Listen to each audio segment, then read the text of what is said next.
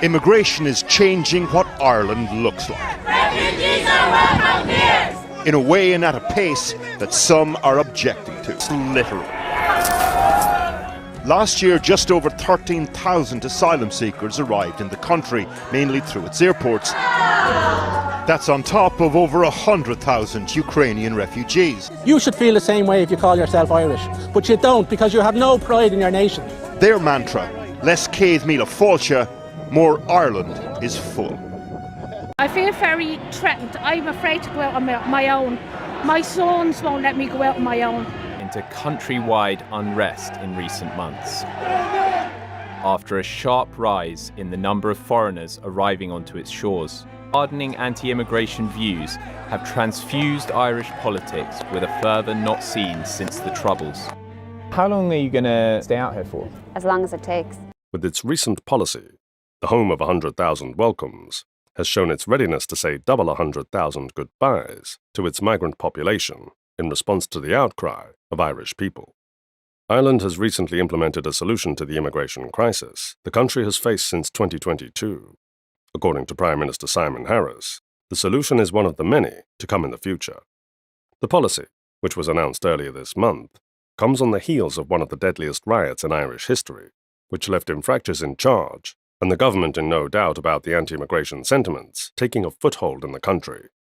These were the scenes in Dublin last weekend when scores of asylum seekers were forced to sleep outside the International Protection Office in tents. As we attempted to conduct an interview, we were met by an angry protester whose sentiment was that the Irish state is treating asylum seekers as a greater priority while 14,000 Irish people remain homeless. You don't care about the Irish people. You're here jumping on the bandwagon. No, we need homes for the Irish 14,000 Irish homeless families. No toilets, no showers. They haven't showered for a week. They have no idea what to do. It was raining on them, raining on the tents, and it was very cold.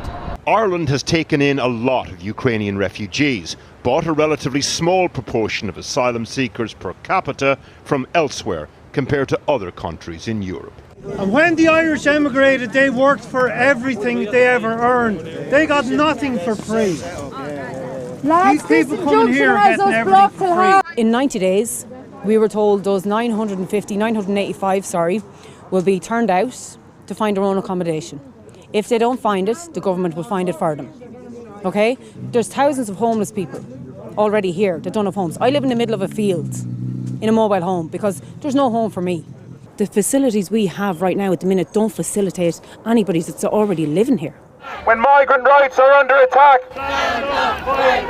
On the same day in Dublin, a pro-migrant demonstration marches along O'Connell Street, past the flashpoints of the Dublin riots last year. It's a long way to Tipperary and the town of Roscrea. This is Racket Hall, the town's last hotel. It was recently closed to the public in order to accommodate up to 160 asylum seekers. It included women and children, who had to run the gauntlet of angry protesters. It got very ugly. Before the new anti-immigration policy, Ireland saw a significant increase in its population, mainly because of asylum seekers from Ukraine and other migrants from Rwanda, Algeria, and some other countries. Since then, the country's resources have been stretched thin trying to provide for migrants. Most hotels in villages were converted to housing units, and tents were set up in the middle of fields to house immigrants. The situation continued to the gradual but silent displeasure of the Irish until the infamous riot.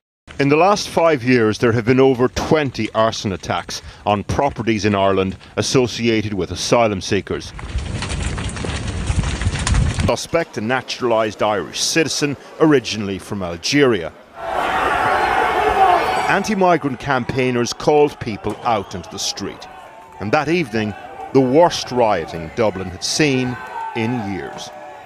We caught up with him at a demonstration in Dublin last week. Do you regret some of your tweets on that evening at all? I don't regret any of my tweets because I called for a peaceful protest on the night, and when I arrived there and I seen that it was getting out of hand, I deleted my tweet because I didn't want my people that come to the peaceful protesters in any way to be in any danger in the city centre. That's the reality of it.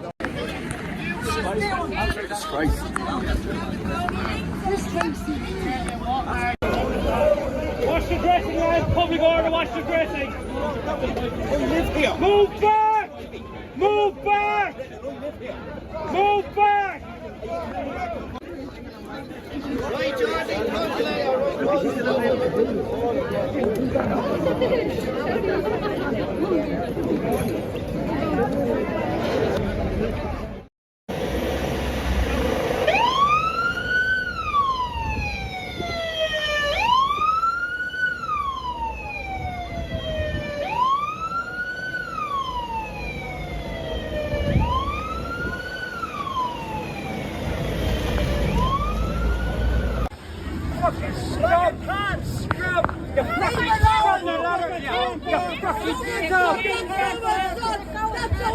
Well, public order unit responded, and the public order unit that I saw it in Doon. And so it was operational decisions then in terms of deployment, assessing the situation, and then making sure that our deployment was proportionate. But we did call upon additional public order units then to support the initial unit. We had almost 200 Gardaí deployed, both public order and normal uniformed personnel, and that was sufficient then to deal with the disorder that we faced. Were they not there too late? What we saw was pretty quickly the scenes of destruction.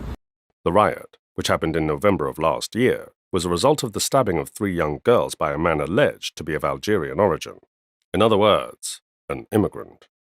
The senseless killing led to days of serious protests, with the Irish people carrying placards while chanting,